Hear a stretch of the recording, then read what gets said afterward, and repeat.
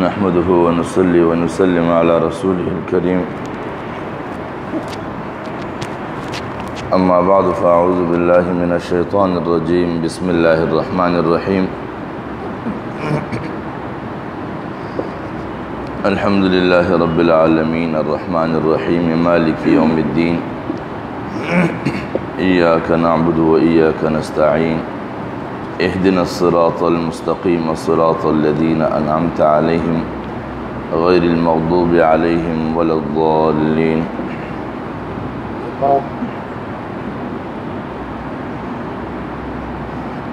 گزشتہ 2 دنوں سے سورہ فاتحہ کی تفسیر اور تعلیمات پر غور کیا جا رہا ہے۔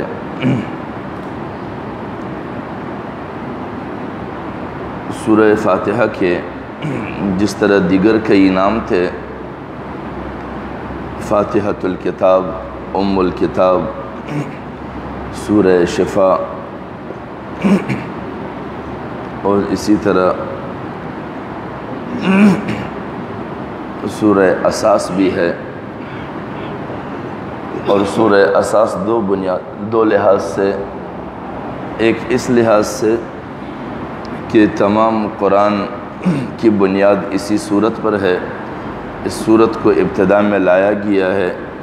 اس اعتبار سے یہ سورہ اساس ہے، اور ایک اعتبار یہ بھی ہے کہ بعض وہ مفسرین علماء کرام جو فکری زاویے سے قرآن کو دیکھتے ہیں اور قرآن کو ایک نظام کی حیثیت سے سمجھتے بھی ہیں اور سمجھانے کی کوشش بھی کرتے ہیں، وہ اس صورت کو قرآنی اساس انقلاب کہتے ہیں، یعنی کہ وہ طبقہ جو حاملین قرآن ہو، قرآن کو تھامنے والے ہوں مضبوطی کے ساتھ، اور قرآن کو بحیثیت نظام سمجھنے کی کوشش کرتے ہو، اور قرآنی تعلیمات کے تحت اپنی ذمہ داری مملکتی نظام کے نفاذ اور قوانین کے استوار کرنے کو اپنی ذمہ داری سمجھتے ہیں،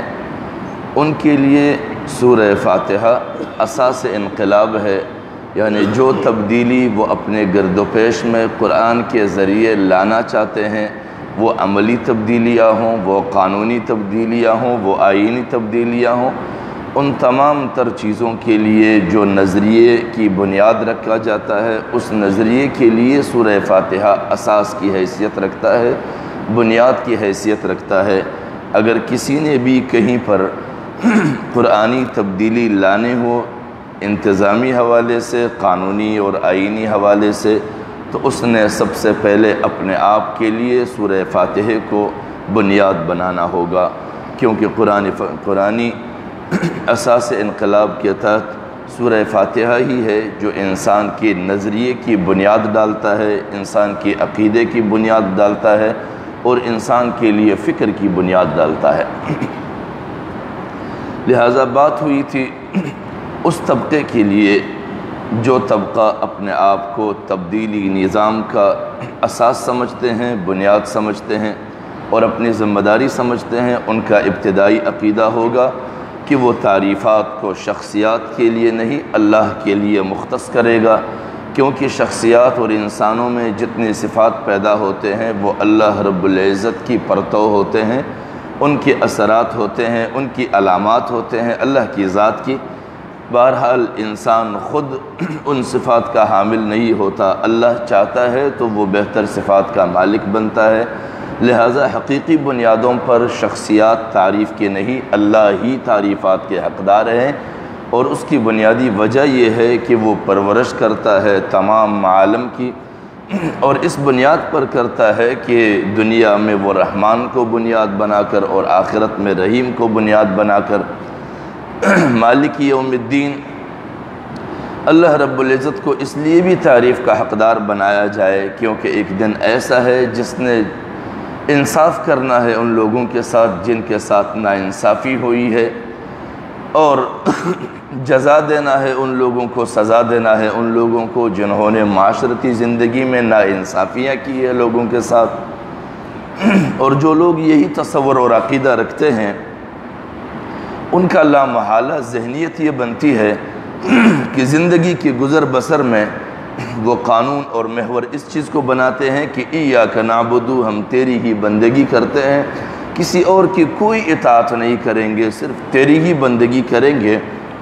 اس بندگی میں زندگی کے تمام تر شعبوں میں، تمام تر مرحلوں میں ہم وقت ہر دم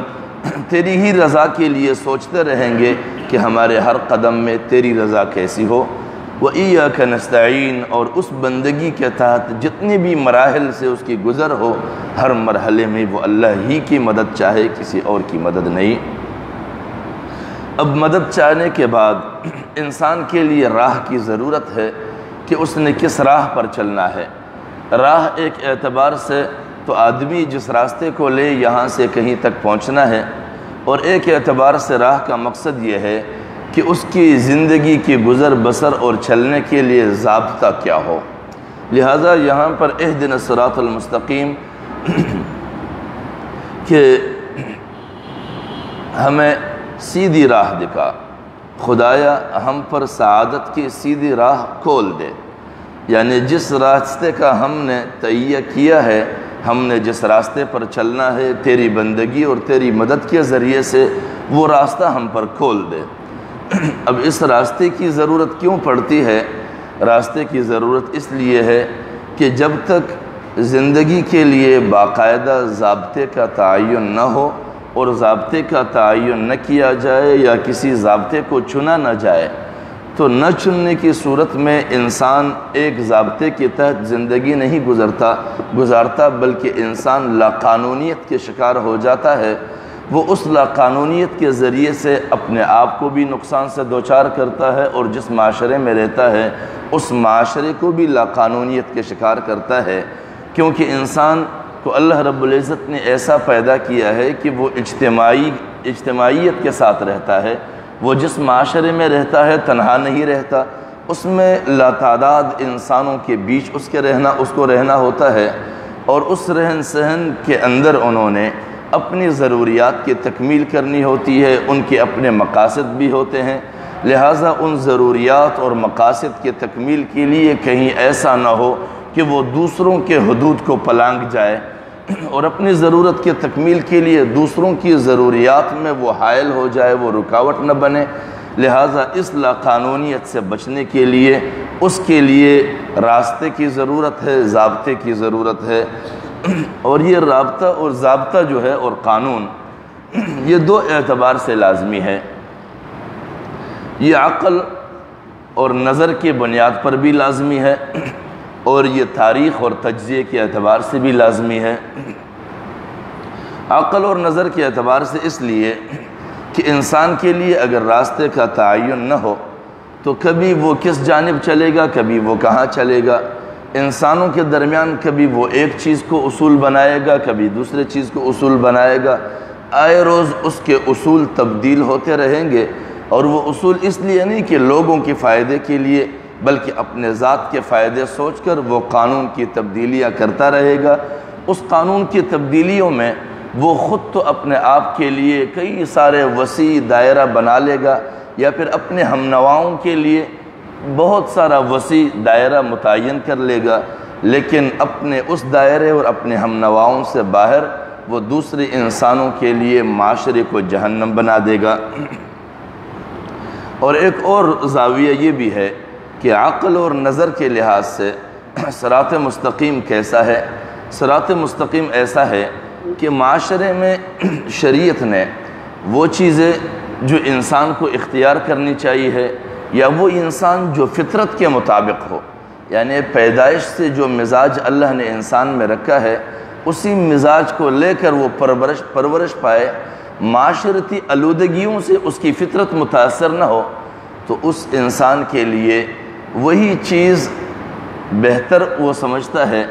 جو عقل سلیمہ تسلیم کرے۔ اور عقل سلیمہ وہ معروف چیزوں کو تسلیم کرتا ہے، منکر چیزوں کو تسلیم نہیں کرتا ہے۔ اور لفظ ہمارے یہاں شریعت میں ایک اصطلاح بھی ہے، امر بالمعروف نہی عن المنکر۔ امر بالمعروف کا مقصد بھی یہی ہے، معروف چیزیں جو جانی پہچانی چیزیں ہیں معاشروں میں کہ وہ اچھی ہے، اور عقل سلیم اس کو اچھا سمجھے، عقل بیمار نہیں، اور عقل سلیم اسی چیز کو بہتر سمجھ سکتا ہے جو اس کی فطرت کے موافق اللہ رب العزت نے اس کے لیے بحیثیت معروف پیدا کیے ہوں۔ اور وہ چیزیں جو منکر ہے، یعنی جو معروف نہیں ہے، منکر چیزیں ہیں، اس کو نہ عقل سلیم تسلیم کرتا ہے، نہ انسانی تخلیقی فطرت اس کو قبول کرتا ہے۔ لہٰذا عقل اور نظر کے لحاظ سے جو چیزیں صراط مستقیم سمجھی جاتی ہے وہ معروفات ہے، اور جو صراط مستقیم نہیں ہے وہ منکرات ہے۔ اور اسی طرح تاریخ اور تجزیے کے لحاظ سے، تاریخ اور تجزیے کے لحاظ سے بھی ہم نے دیکھنا ہے، وہ یہ ہے کہ قرآن مجید میں جو ہمیں بتایا گیا ہے کہ صراط مستقیم کو جو ہم چنیں گے تو صراط مستقیم میں پھر ہمارا ظاہری حلیہ کیا ہوگا، ہمارا کردار کیا ہوگا، ہمارا اخلاق کیا ہوگا، ہمارے اس صراط مستقیم پر چلنے کے لیے نمونہ کیا ہوگا، اس نمونے کے لیے تاریخ اور تجزیے کے اعتبار سے قرآن مجید نے ہمارے سامنے آیت رکھی ہے، انعم اللہ علیہم من النبیین والصدیقین والشہداء والصالحین۔ کیونکہ آگے ہم یہاں پر یہ دیکھ رہے ہیں سورہ فاتحہ میں صراط الذین انعمت علیہم، پہلے فرمایا کہ اہدنا الصراط المستقیم، خدایا ہم پر سعادت کی سیدھی راہ کھول دے، اور اس کے بعد فرماتے ہیں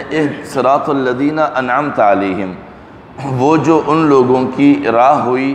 جن پر تو نے انعام کیا۔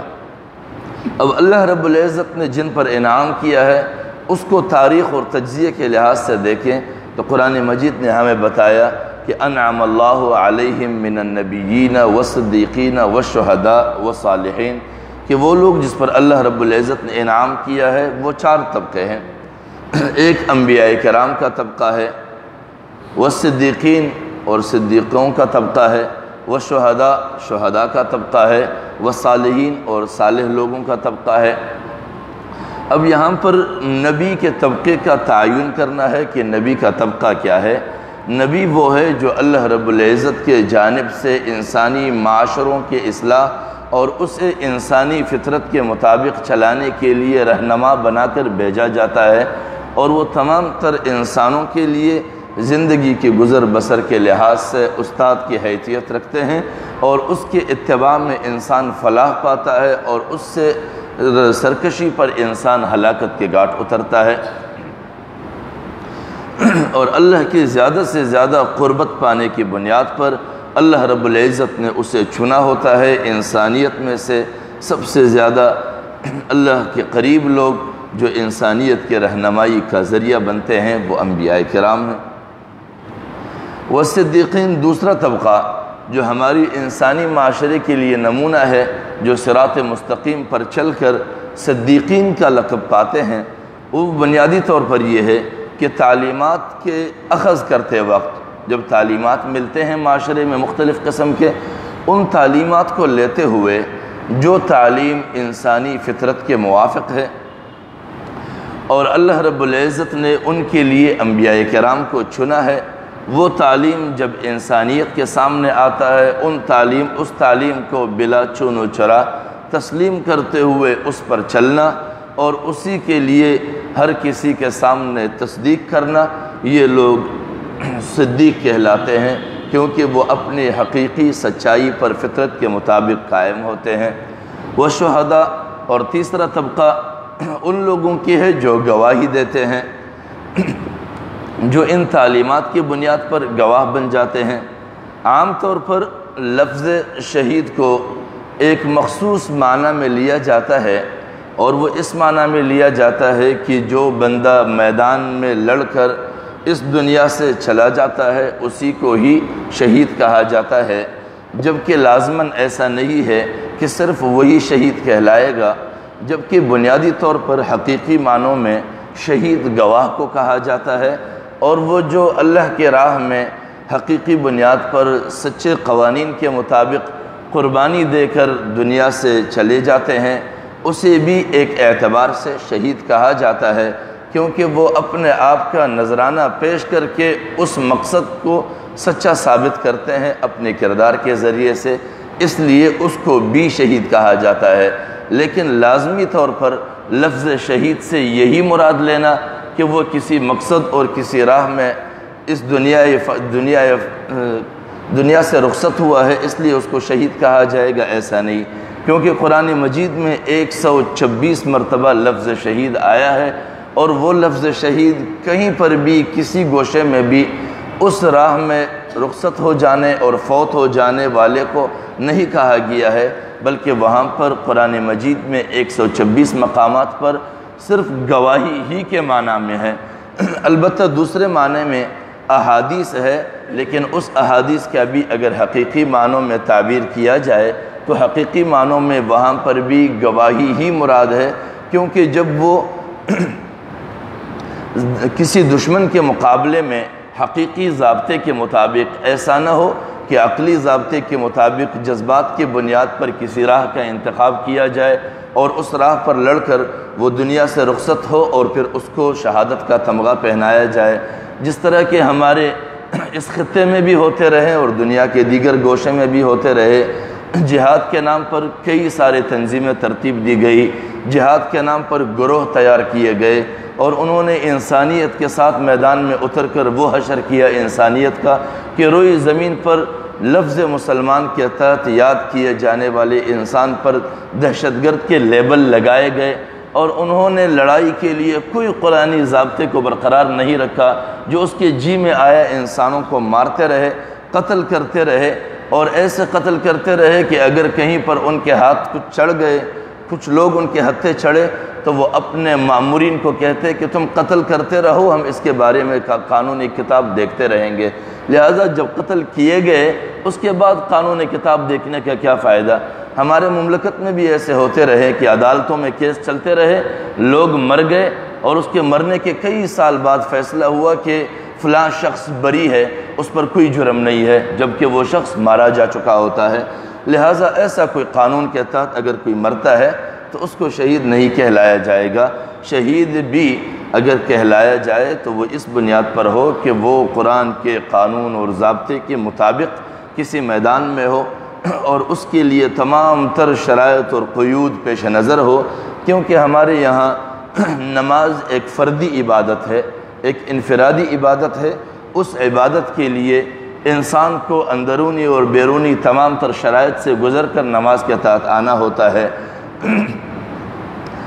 وضو کرنا ہوگا، ان کے لیے کئی سارے فرائض شرائط ہے، اس سے گزرنا ہوگا۔ پھر جب نماز میں داخل ہوتے ہیں تو نماز سے پہلے اس کے لیے شرائط ہے کہ جسم کا پاک ہونا ہوگا، کپڑے کا پاک ہونا ہوگا، جگہ کا پاک ہونا ہوگا، قبلہ رخ ہونا ہوگا، نماز کا وقت بھی ہونا لازمی ہے۔ یہ تمام تر شرائط ہے جو ایک انفرادی عمل ہے، اور جہاد کے نام سے جو عمل ہے وہ ایک اجتماعی عمل ہے۔ اگر اس کا نقصان ہوگا تو بھی اجتماعیت پر اثر انداز ہوگی، اور اگر اس کے بہتر نتائج ہوں گے تو بھی اجتماعیت کے لیے ہوں گے۔ لہٰذا ہمارا یہ دین ایسا ناقص دین نہیں ہے کہ ایک انفرادی عمل کے لیے تمام تر شرائط اور ضابطے ہوں گے، لیکن ایک اجتماعی طبقے پر اثر انداز ہونے والے نتائج کے لیے کوئی شرط اور ضابطہ نہ ہو۔ یہ ایسا بے شرط اور بے ضابطہ دین نہیں ہے، یہ باضابطہ دین ہے۔ اس کے لیے یہ پورا قرآن مجید ایک کتاب قانون ہے، اس قانون کو پیش نظر رکھنا ہوگا۔ لہٰذا عرض کر رہا تھا، تاریخ اور تجزیے کے اعتبار سے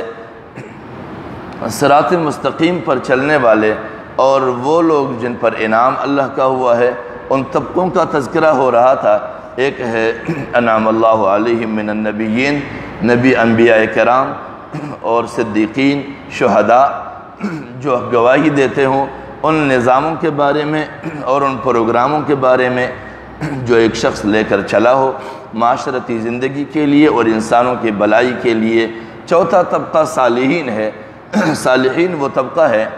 جو اچھے اعمال کرتے ہو، اچھے کردار کے مالک ہو، اور ان کے اچھے اعمال اور اچھے کردار وہ انسانیت کے لیے نمونہ بنتے ہو، انسان آپس میں ایک دوسرے کو یہ کہہ سکتے ہو کہ فلاں انتہائی با اخلاق اور با کردار فرد ہے، وہ اپنے اس اخلاق اور کردار کی بنیاد پہ معاشرے میں لوگوں کے لیے مثال بن جائے،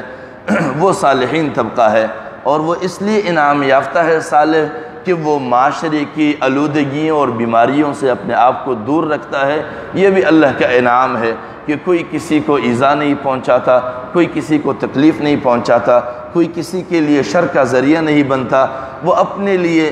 شر سے پناہ مانگتا ہے اور دوسروں کو شر پہنچانے سے بھی دور رہتا ہے۔ یہ صالحین طبقہ ہے۔ واقعتاً ایک انسان اگر اچھے اعمال کرتا ہے، تمام تر برائیوں سے دور رہتا ہے، اس پر بھی اللہ کا انعام ہے۔ اور معاشرتی زندگی میں یہی چار طبقے ایک زمانے میں، جب تک اللہ رب العزت انسانیت کی بھلائی کے لیے انبیاء کرام کے بعثت فرمایا کرتے تھے، تب تک انبیاء کرام کا بعثت ہوا کرتا تھا، اور حضور نبی اکرم صلی اللہ علیہ وسلم پر انبیاء کرام اور رسولوں کا سلسلہ تام ہو گیا۔ لیکن اعمال اور کردار کے لحاظ سے اور دعوتی عمل کے پیش نظر انبیاء کرام رہتی دنیا تک انسان کے لیے نمونہ حیات ہے کہ اس کو نمونہ بنائے۔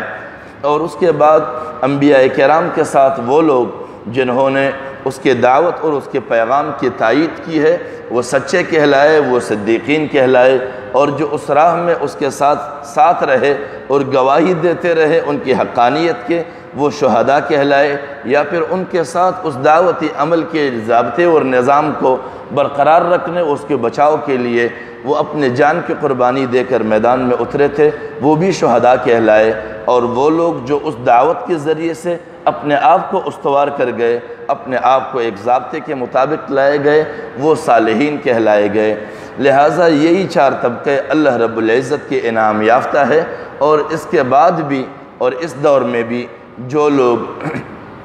صدیقین کے مقام پر فائز ہونا چاہے، شہداء کے مقام پر اور صالحین کے مقام پر، یہ تینوں مقام اللہ رب العزت آج بھی انسانیت کے لیے انعام کا ذریعہ بنائے ہوئے ہیں، اگر انسان اس کے لیے تگدو اور کوشش کرے۔ اور صراط مستقیم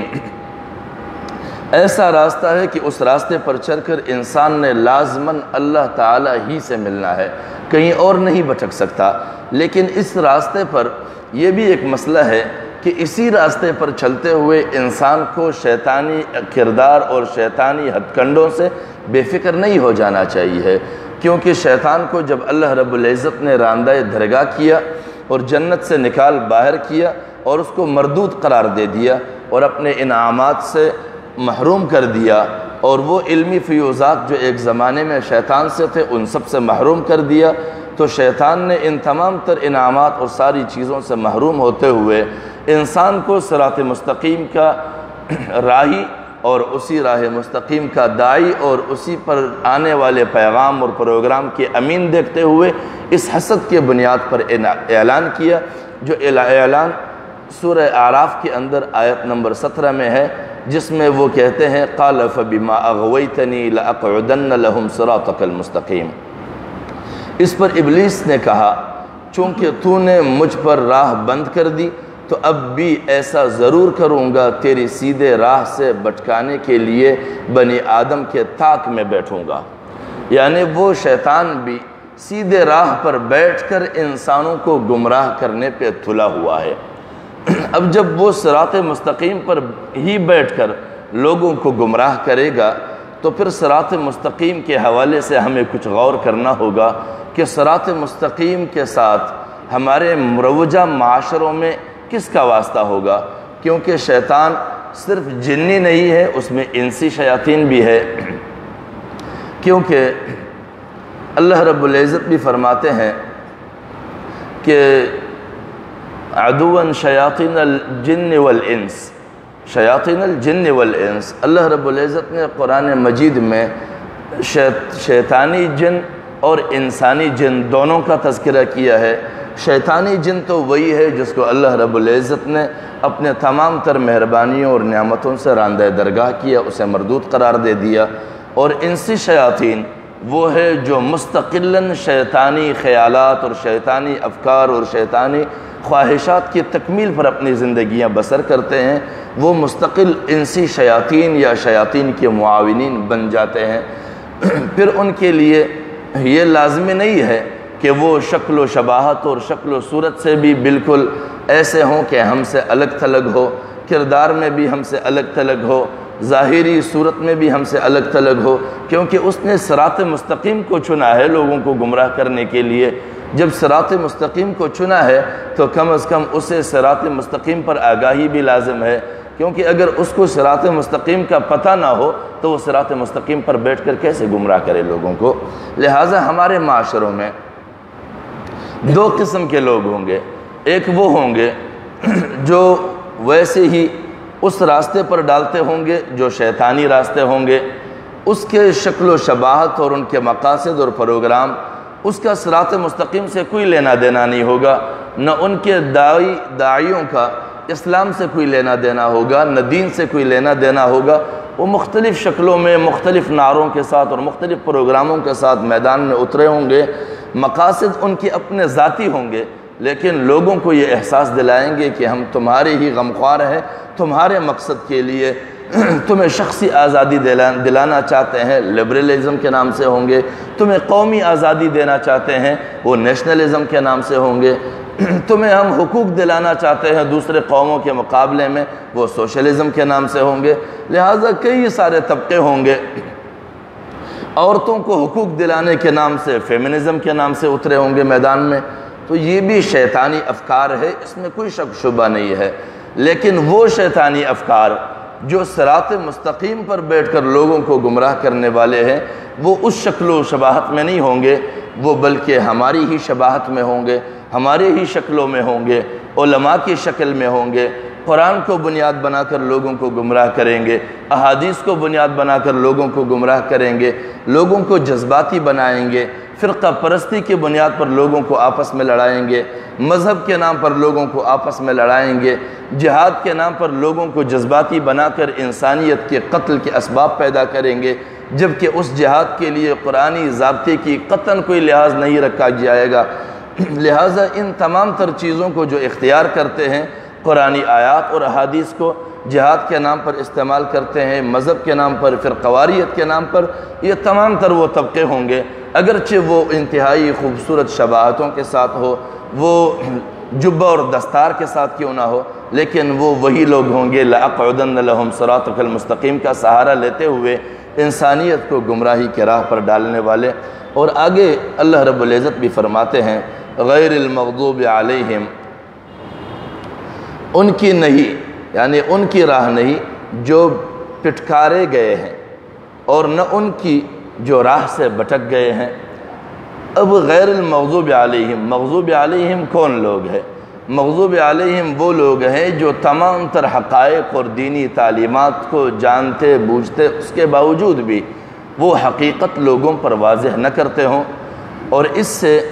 حضور نبی اکرم صلی اللہ علیہ وسلم کے زمانے میں اس کے مصداق یہود کے علماء کرام تھے، کیونکہ یہود اپنے کتابوں میں پڑھا کرتے تھے، انہیں اچھے طرح معلوم تھے کہ ایک زمانہ آئے گا جس میں محمد کے نام سے یا احمد کے نام سے ایک رسول اللہ رب العزت کے جانب سے مبعوث کیے جائیں گے، اور وہ آخری نبی ہوں گے، اور جو تمام تر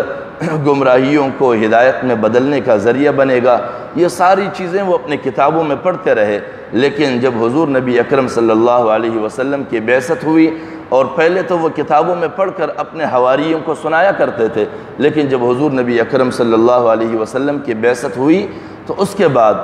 پھر ان کے ذاتی تعصب کی بنیاد پر، کیونکہ حضور نبی اکرم صلی اللہ علیہ وسلم نے اثر نو انسانی ہدایات کے تعلیمات دینا شروع کر دیے جو ان کے کھانے پینے پہ اثر انداز ہو رہے تھے، کیونکہ انہوں نے اپنے شریعتوں کو اس قدر بدل دیا تھا کہ ان شریعتوں کے آڑ میں وہ انسانی رہنمائی نہیں بلکہ انسانیت کی رہنمائی اپنے مقاصد کی جانب کیا کرتے تھے۔ کیونکہ قرآن مجید میں ایک جگہ پر ہے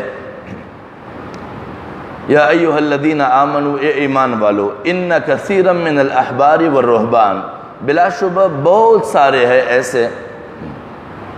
من الاحبار مشائخ میں سے، والرہبان اور علماء میں سے یا کہ وہ کیا کرتے ہیں، لَيَأْكُلُونَ أَمْوَالَ النَّاسِ بِالْبَاطِلِ، وہ سب کچھ اس لیے کرتے ہیں کہ وہ لوگوں کے مال کو ناجائز طریقے سے کھا جائے۔ یعنی وہ یہ کہتے تھے کہ تم اپنی بخشش کرتے ہو تو ہمارے پاس یہ لاؤ، ہمارے کھانے کے لیے لاؤ، میری ان ضرورتوں کی تکمیل کرو۔ یعنی ایک لحاظ سے ان کی عبادت گاہیں لوگوں کے لوٹ کسوٹ کے لیے باقی رہ گئے تھے، باقی انسانیت کے اللہ کی جانب رہنمائی کا کوئی ذریعہ انہوں نے باقی نہیں رکھا تھا۔ لہٰذا جب ان کے سامنے یہ بات ظاہر ہو گئی کہ نبی اکرم صلی اللہ علیہ وسلم نبوت کا اعلان کر چکے ہیں اور انسانیت کی رہنمائی اللہ کی جانب کرنا چاہتے ہیں، تو اس پر لوگوں سے انہوں نے حقیقت کو چھپانے کی کوشش شروع کی، جبکہ وہ سب کچھ سے آگاہ تھے۔ لیکن قرآن مجید کی آیتیں ایسی نہیں ہے کہ ایک زمانے میں وہ کسی کے لیے تھی اور اس کے بعد اس کا کوئی مصداق نہیں ہے، وہ ایک بولی بصری کہانی بن گئی۔ قرآن مجید ایسی کتاب نہیں ہے، یہ ایک زندہ کتاب ہے۔ کسی زمانے میں اگر کسی آیت کا کوئی مصداق بنا ہے تو وہ اس زمانے کے لحاظ سے انسانیت کے لیے مثال تو بن گیا، لیکن اس آیت کا بعد میں بھی کئی سارے لوگ مصداق بن سکتے ہیں۔ لہذا مغضوب علیہم کا اس زمانے میں وہ علماء کرام مصداق بنتے ہیں جو تمام حقائق کو جانتے ہوئے یا تو خوف سے زبانیں بند کر دیتے ہیں یا پھر اپنے ذاتی مقاصد کے لیے زبانوں کو بند کر دیتے ہیں۔ اور یہ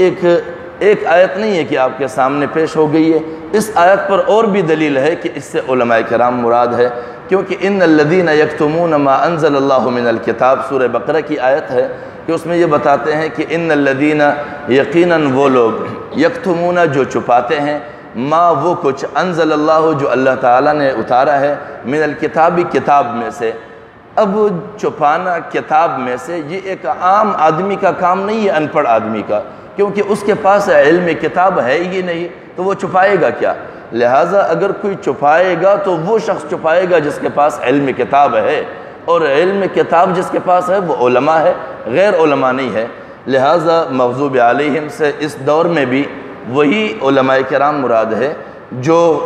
یا تو کسی قوت کے خوف سے یا لوگوں کے خوف سے یا پھر ذاتی مفادات کے خوف سے حقائق کو چھپاتے ہوں، لوگوں پر واضح نہیں کرتے ہو کہ تمہارے ساتھ کیا کھیل کھیلا جا رہا ہے، تمہارے ساتھ کیا ہو رہا ہے، تمہارے ساتھ کیا ظلم کیا جا رہا ہے، فلاں طبقہ تمہیں کیوں استعمال کر رہا ہے۔ اگر وہ دین اور مذہب کا نام لے رہا ہے تو پھر کیا فی الحقیقت وہ دین اور اسلام چاہتا ہے یا انسانیت کو باہم دست و گریبان کرنا چاہتا ہے، یا پھر جس طرح آج کل ہمارے ساتھ ہو رہا ہے کہ تمام تر علماء کی حالت آپ دیکھ رہے ہیں کہ ہر چیز پر خاموشی، جس نام سے ہمیں اس وقت تباہ کیا جا رہا ہے، کرونا کے نام پہ ایک کاروبار چل رہا ہے، اس پر ہمارے سارے علماء دم بخود ہے، سب کو سانپ سونگ گیا ہے۔ کوئی یہ نہیں کہتا ہے کہ اس کا کم از کم جائزہ لیا جائے، کیا علماء کرام کے ساتھ ایسے ڈاکٹروں کا کوئی رابطہ نہیں ہے؟ کیا وہ ڈاکٹروں کا کوئی ٹیم نہیں رکھتے ہیں؟ کیا ان کے حلقہ اثر میں ڈاکٹر نہیں ہے؟ دیندار ڈاکٹروں کی کمی ہے کہ ان کو کبھی بلا کر ان سے یہ پوچھتے کہ کیا یہ جو وبا آئی ہے یہ فی الحقیقت کوئی وبا ہے یا کوئی عالمی سطح پر کوئی معاشی جنگ یا کوئی کاروبار ہے؟ اس حوالے سے کبھی جائزہ لیا جائے اور ڈاکٹروں کو کہا جائے کہ تم اور تمہارا ایمان کم از کم حقائق سے ہمیں آگاہ کر دو۔ کیا ایسا کوئی خدا ترس ڈاکٹر نہیں ہے جو یہ بتا سکے کہ قوم کے ساتھ کیا کھیل کھیلا جا رہا ہے؟ لہٰذا جس طرح اس زمانے میں یہود کے علماء مراد تھے جو حقائق کو چھپاتے تھے، دین پہ باخبر تھے، یہاں پر بھی وہی علماء کرام مراد ہے جو حقائق کو چھپاتے ہیں، لوگوں کے سامنے واضح نہیں کرتے ہیں۔ والضالین سے وہ لوگ مراد ہے جو قوت عمل تو ان کے پاس بہت زیادہ ہے، وہ چاہتے ہیں کہ ہم زیادہ سے زیادہ عمل کریں، اللہ کی قربت پائیں، لیکن ان کے پاس علم نہیں ہے، وہ جاہل طبقہ ہے۔ اور اس زمانے میں حضور نبی اکرم صلی اللہ علیہ وسلم کے دور میں اس سے نصارہ مراد تھے، عیسائی مراد تھے، کیونکہ ان کی عیسائیت جو ترتیب دی گئی ہے، مورخین لکھتے ہیں کہ حضرت عیسیٰ علیہ السلام کے اٹھ جانے کے بعد تقریباً کوئی 200-250 سال کے بعد انجیل ترتیب دی گئی ہے، جو پھر بعد میں یکے بعد دیگرے تبدیل ہوتی رہی۔ کسی نے کہا کہ یہ انجیل درست ہے، کسی نے کہا کہ نہیں یہ دوسری درست ہے، کسی نے کہا تیسری درست ہے، کسی نے کہا چوتھی درست ہے۔ لہٰذا یہودی سازش کا نتیجہ تھا کہ انہیں 4 انجیلیں پکڑائی گئی اور ایک عیسائیت کو 4 حصے کیا گیا، اور ایک انجیل اگلے انجیل کی تردید کرتا ہے۔ کوئی بھی انجیل اگلے انجیل کی تصدیق نہیں کرتا ہے۔ جس طرح ہماری قرآن مجید یہاں آپ کراچی کے کسی کونے میں اٹھائیں یا دنیا کے اگلے کونے میں اٹھائیں، جس نمبر پر جس صورت میں جو آیت ہوگی وہ اس ملک میں بھی اسی گوشے پر اسی صورت میں اسی نمبر پر اسی آیت کی تصدیق کرے گا۔ لہٰذا انجیل میں ایسا کوئی ترتیب نہیں ہے، اور یہ انجیلیں ان کو پکڑا کر عمل کے نام پر انہیں گمراہ کیا گیا۔ ان کے پاس قوت عمل تو تھا کہ وہ اللہ کی قربت چاہتے تھے، لیکن انہیں کتابیں ایسی پکڑائی گئی کہ وہ کتابیں انہیں گمراہ سے گمراہ تر کرتے چلے گئے، الہی قربت اسے نہیں دی گئی۔ لہٰذا اس زمانے میں وہ طبقہ مراد ہوگا جو علماء کی پیروی تو کرتے ہیں، چاہتے ہیں، لیکن وہ